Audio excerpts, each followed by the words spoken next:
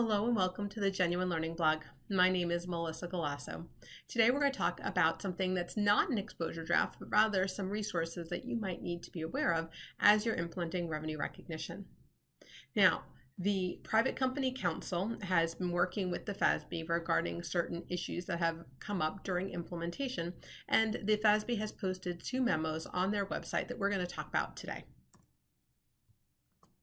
So how did these memos come out? Well, I'm happy to say, as a member of the Technical Issues Committee of the AICPA, that TIC, as well as the CPEA and the Private Company Council, I know that's a lot of initials on there, so TIC is the Technical Issues Committee, is a group of people who are members of PCPS, which is related to private companies in particular. And what we do is we try to understand from the accounting and the auditing world, so FASB, GASB, AICPA, how can we help in the standard setting process by providing comment letters on behalf of our private entities. Then we have CPEA, or the Center for Plain English Accounting, also falls under PCPS, and they are the equivalent, I would say, of a national office for small firms. And so they got together because obviously they fall under the PCPS umbrella, and they wrote an unsolicited comment letter to the FASB. They then liaised with the PCC, which is the Private Company Council, which is an advisory board that's under the FAF, but works with the FASB on behalf of the private companies of the world. And so all 3 sort of got together and they talked about some issues in implementation as we work through the revenue recognition. And FASB put together some staff memos to address some of these issues. So let's take a look. The first memo is actually memo number 2. I couldn't find memo number 1, so I don't know what memo number 1 is, but memo number 2 is regarding the reimbursement of out-of-pocket costs. Now, current GAAP talks about how to present it, but does not address timing in particular. Now, it's typically going to be booked when the expense happens. So if you think about these, if you are a consultant and you go and you do some travel work on behalf of your client, you bill them for your out-of-pocket costs. So maybe that's your hotel, maybe that's your airfare, etc. So when those expenses happen, you then book the related revenue and you bill your client. And that's pretty much how it works today. Well, ASU 2014-09 has no guidance again regarding out-of-pocket cost. And so when you think about this, this now falls into what we consider to be variable consideration. And if it's part of variable consideration, you would actually have to estimate the amount of out-of-pocket costs that you expect to have, and then you're going to recognize it. And so it doesn't necessarily mean that you would recognize revenue at the same time that you would recognize the related expense. And so some people have questioned the matching principle. And so the FASB has addressed this. And they gave a couple of different ways that you possibly would be able to not have a mismatch between the expense as well as the revenue. And the first one is principal versus agent. If you're acting as an agent, you recognize the net amount, and so it would be net 0. And so you would not have to worry about any timing of that. There's also the variable consideration constraint. You wouldn't recognize revenue to the extent that you believe that would be reversed. However, if you have a pretty good understanding of what the costs are going to be for this client, that might be a problem. The use of serial guidance. Another option here, they talk about maybe treating each day as a different obligation, and therefore, and you're doing your consultant, you might be able to recognize it accordingly.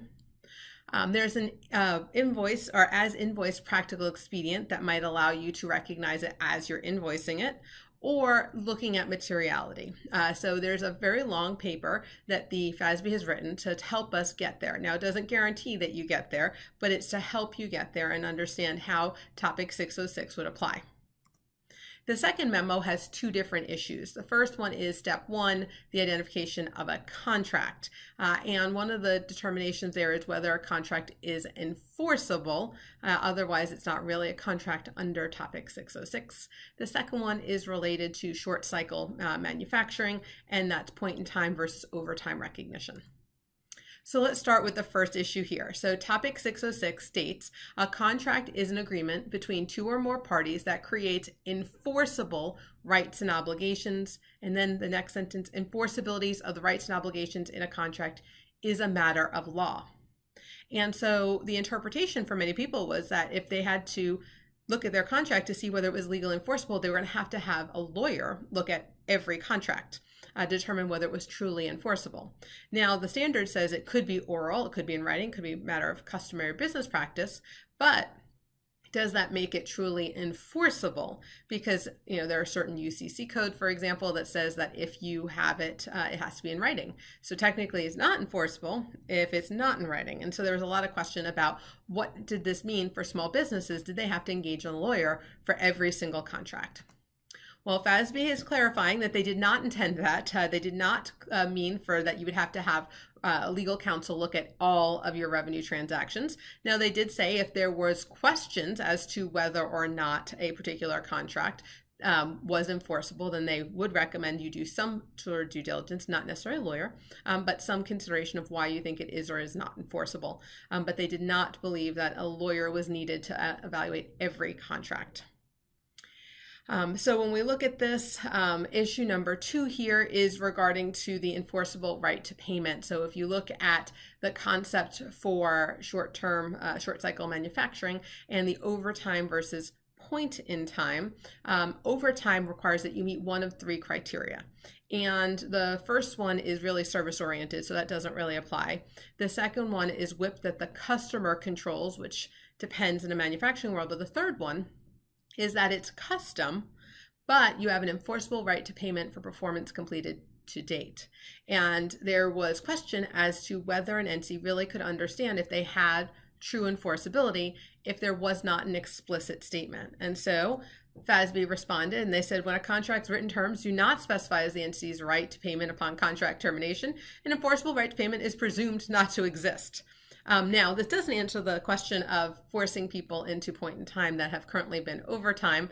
That just is what it is according to FASB. And so I think this is something that, especially in the manufacturing industry, people are going to have to take a look at to see what the impact is going to be.